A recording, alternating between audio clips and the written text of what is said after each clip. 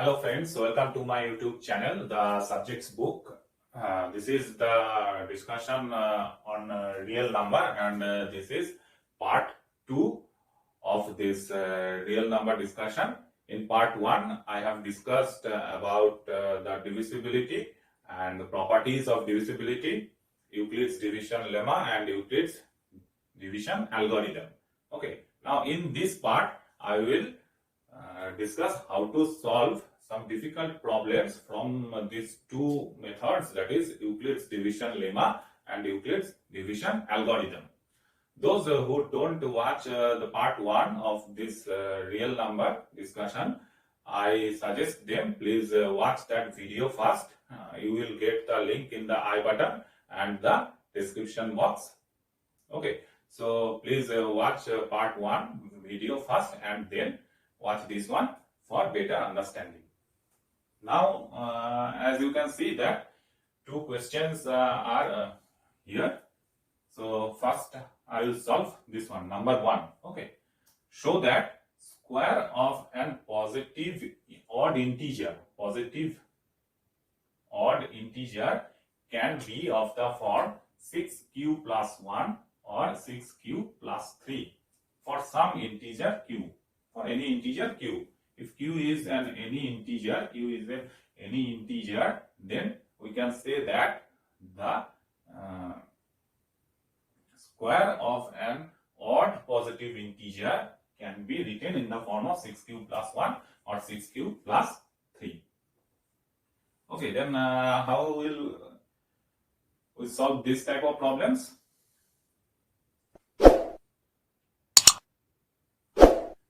So we will apply Euclid's division lemma for solving this type of problems. Okay, so for let n is an integer. So according to Euclid's division lemma, what we can write, n can be write as 6n plus 1, 6n plus 2, 6n plus 3, 6n plus 4.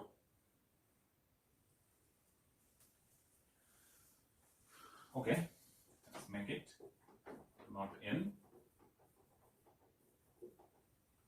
m, 6m, 6m plus 1, 6m plus 2, 6m plus 3, 6m plus 4, or 6m plus 5.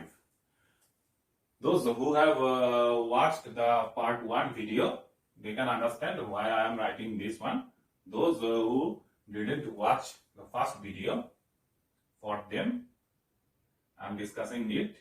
If we write a is equals to n and b is equals to 6, then according to Euclid's division lemma, we can write that n is equals to 6m plus r, where r is greater than equals to 0, where r is greater than or equals to 0 but less than 6.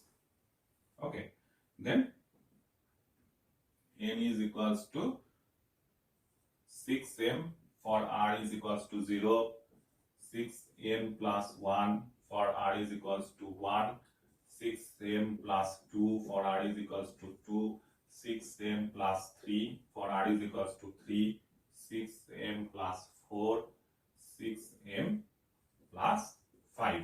Okay, we can't write that 6m plus 6 because here r is less than 6 and r is an integer. Okay, that's why the maximum value of r is 5 and minimum value of r is 0.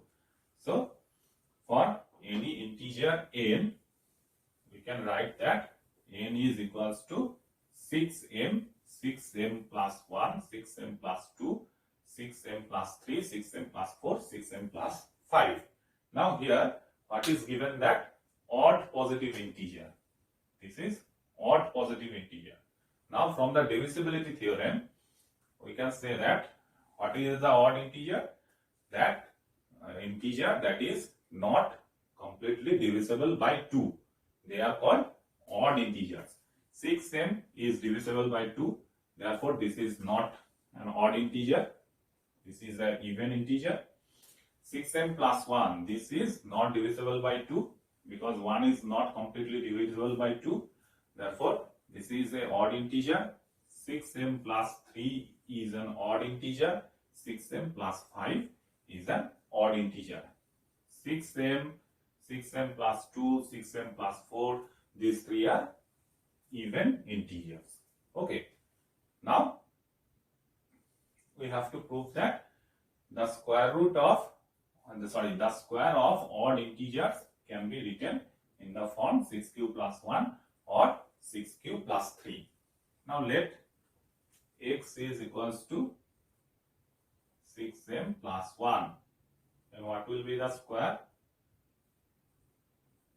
6m plus 1 whole square. 36 m square plus 12m plus 1. If we take 6m square plus twice m plus 1. Okay. Now that can be written as 6q plus 1 for q is equals to 6m square plus twice m. Okay. So the first one is proved, 6q plus 1. That is an odd integer, and the square of this odd integer can be expressed in the form 6q plus 1, where q is 6m square plus 2m. Q is any integer, so 6m square plus 2m, this is also an integer. Therefore, we can write this odd integer in the form of 6q plus m. Now the second odd integer, y is equals to 6m plus 3. Then y square is equals to 36m square plus 6 3s are 18 into 2 36 m plus 9. Then what we can write? We can write here 36 m square plus 36 m plus 6 plus 3. We write 6 plus 3. We write 9 as 6 plus 3. Now 6 into 6m square plus 6m plus 1 plus 3. That is 6q plus 3, where q is equals to 6m square plus 6m plus 1. So the second form is also proved. We can write the square form of an odd positive integer. This is an odd positive integer in the form 6q plus 3. Okay. Now only 2 is given, but here one more odd positive integer is there, 6m plus 5.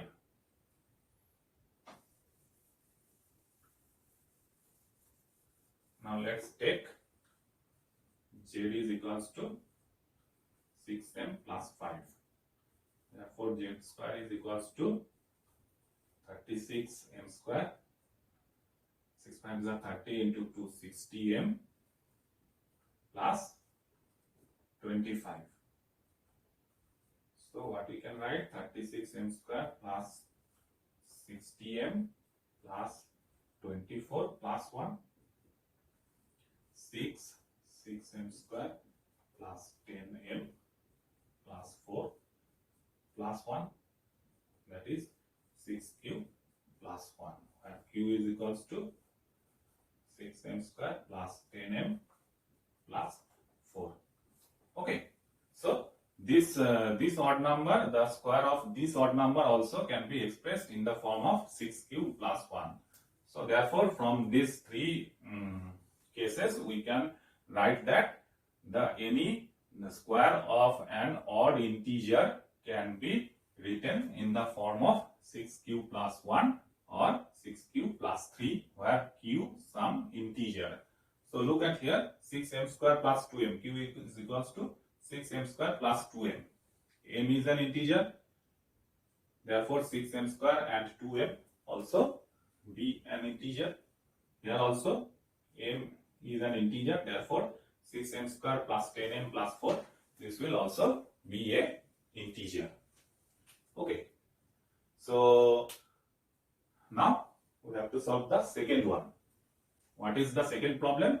In second problem it is said that so that one and only one out of n plus 4, n plus 8, n plus 12 and n plus 16 is divisible by 5, where n is any integer.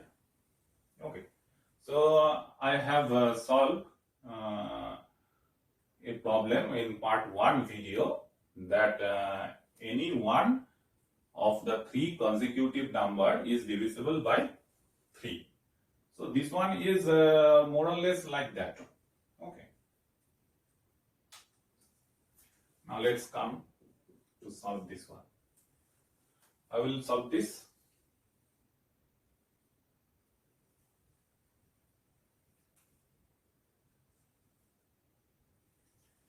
Here n is any integer. Okay. N is any integer. Therefore, n can be written as 5q plus 1, 5q plus 2, 5q plus 3, or 5q plus 4 using Euclid's division lemma. Okay. N is equals to 5q plus r, where r is less than or equals to 0, sorry, greater than or equals to 0 but less than 5. By taking a is equals to n and b is equals to 5. This can be written. Now solve one by one. Number 1, take n is equals to 5q. Then what will be the value of these 1, 2, 3, 4, 5 numbers? 5q, that will be n plus 4, that means 5q plus 4, that is n plus 8. 5q plus 8, 5q plus 12, 5q plus 16. Now from here we can say that only this number, 1 and only this number is divisible by 5. The others are not divisible by 5, as 4, 8, 12 and 16 are not completely divisible by 5. Using the properties of divisibility, we can write that these 4 numbers are not divisible by 5. Only 5q is divisible by 5. So this is the first case when n is equals to 5q. Now if n is not equal to 5q, if n is equals to 5q plus 1, then what will be the scenario? N is equals to 5q plus 1, n plus 4, 5q plus 5, n plus 8, 5q plus 9, n plus 12, 5q plus 13, n plus 16, 5q plus 17. So in this case, which one is divisible by 5? 5q plus 5. Only one and only this one is divisible by 5, because both 5q and 5, both these numbers are divisible by 5. Therefore, their addition will also divisible by 5 according to the properties of divisibility. These four numbers are not divisible by 5, as 1, 9, 13 and 17 are not divisible by 5. In number 3, if n is equals to q plus 2, what will be the numbers? 5q plus 2, 5q plus 6, 5q plus 10, 5q plus 14, 5q plus 18. Now I am writing all the cases first. Let's take n is equals to 5q plus 3. Then 5q plus 3, 5q plus 7, 5q plus 11, 5q plus 15 and 5q plus 19.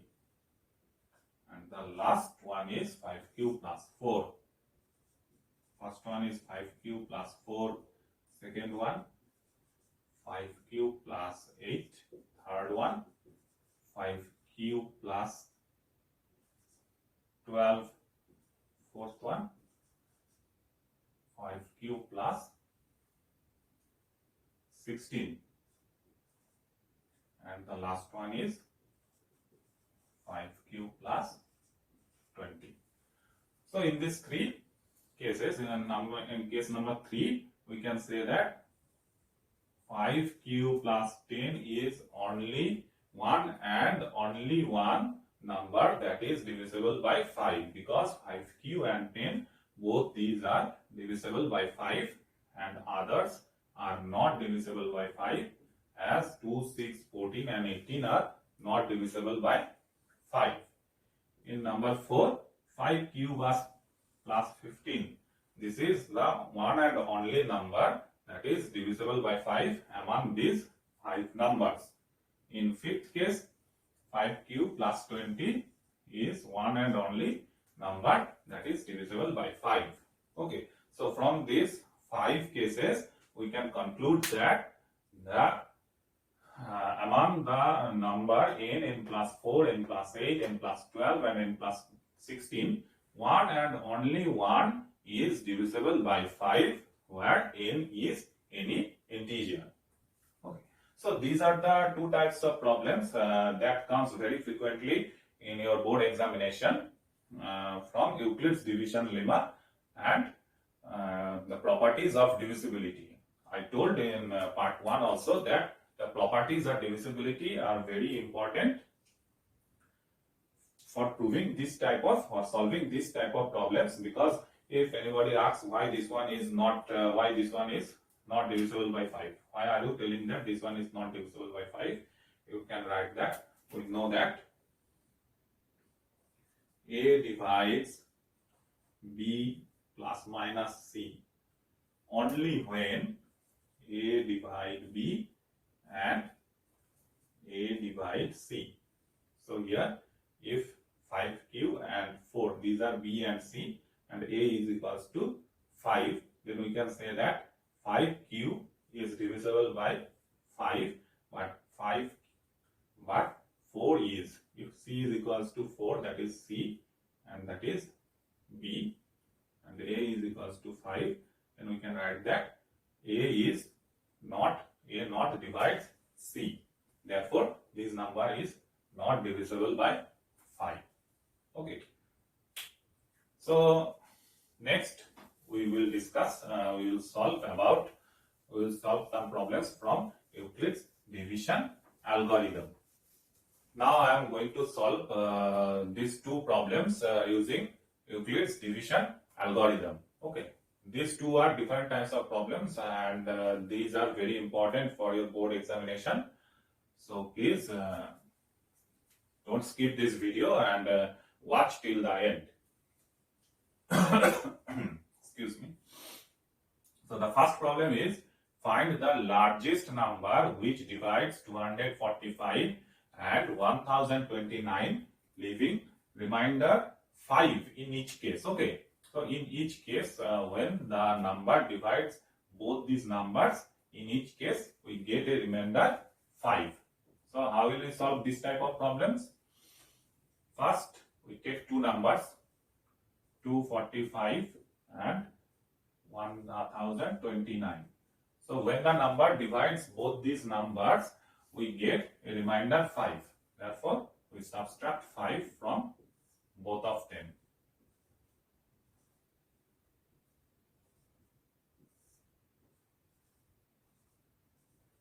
Now we can say that the number, the largest number, if we divide the number by 240 and 1024 with that number, the remainder will be 0.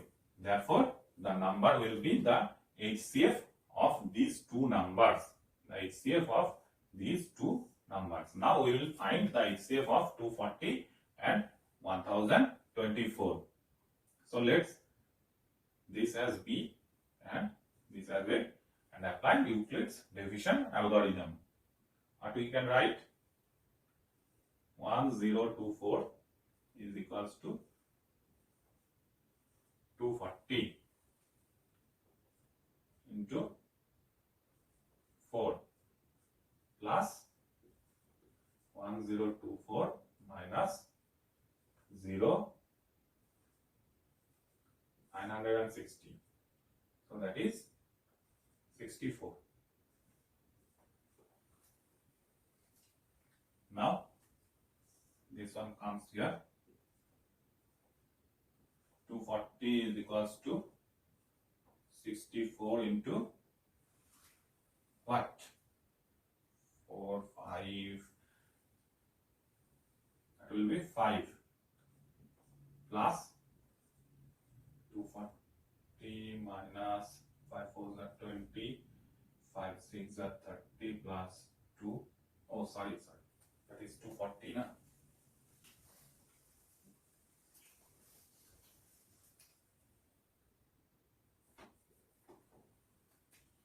So that will be 3. 3 4s are 12, 6 3s are 18 plus 1, 19. That is, again I am making mistake, 48. Now 64 is equals to 48 into 1 plus 16. Now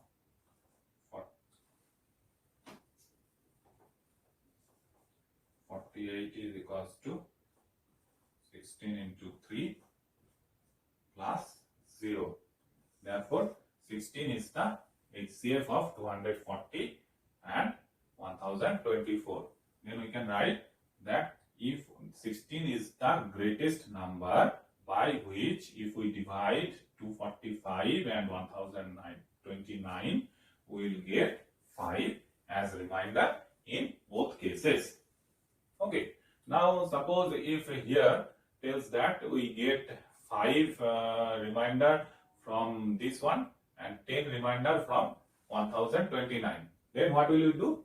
Then we subtract 5 from 245 and we will subtract 10 from 1029 and that will be 1019, and then we have to find out the HCF of 240 and 1029.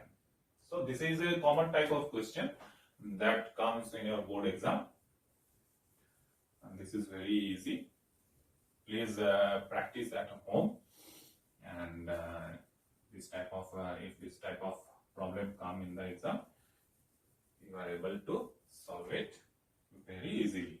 Now this is the second question, and what is the question? Find the HCF of 81 and 237 and express it as a linear combination of 81 and 237. So first of all, we have to find out the HCF. Now suppose this is as B, A. So what we will write? 237 is equals to 81 into 2 plus 237 minus 162 5 7. So that is 75. Now 81 is equals to 75 into 1 plus 6. Now 75 is equals to 6 into 12 plus 3. Now 6 is equals to 3 into 2 plus 0. Therefore HCF of 81 and 237 is 3. So this one is the first part. Now the second part, we have to express this HCF as a linear combination of 81 and 237. That means we have to express this one as x into 81 plus y into 237. Linear combination. Okay. Now what will you do? We'll start from this step. We'll go reverse. Now from this step we can write that 3 is equals to 75 minus 6 into 12. You can write this one. Okay. Now from this step, what we can write? 6. 75 minus 81 minus 75. 6 is equals to 81 minus 75. 81 minus 75 into 12. Then that is equals to 75 minus 81 into 12 plus 75 into 12. So from here you can write that this one 75 into 13 minus 81 into 12. Now we have to do something with this one, with 75. Okay.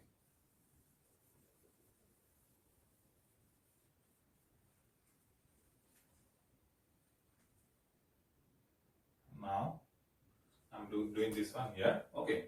Now we get 3 is equals to 75 into 13 minus 81 into 12. Now from this one, what we can write?